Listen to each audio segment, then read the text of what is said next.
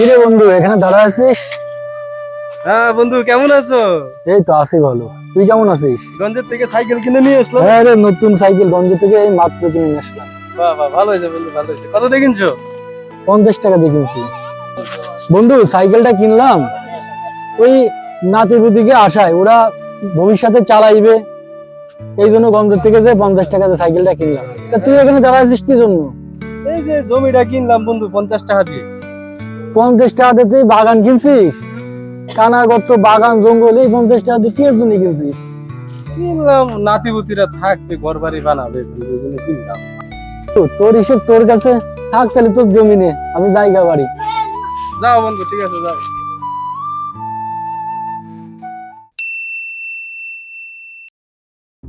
না না ভাই, ওই 70 লাখ টাকা কমে বেচা যাবে না ওই জমি। ওই দিলে 70 লাখ টাকায় দিতে হবে, নাইলে বেচবো না ভাই।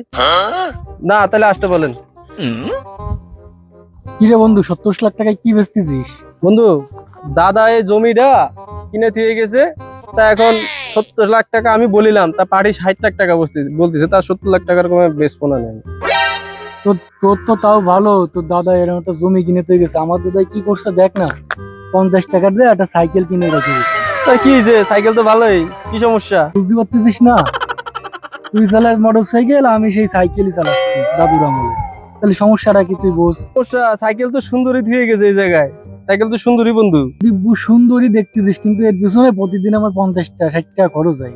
তাহলে বস, কিরকম সুন্দর সাইকেল আমার দাদাই রেখে গেছে। তাহলে তুই তোর দাদার জমি 70 লাখ টাকা ব্যাস, আমি আমার দাদার সাইকেল নিয়ে যাইগা। ধর দাদার 50 টাকা সাইকেল।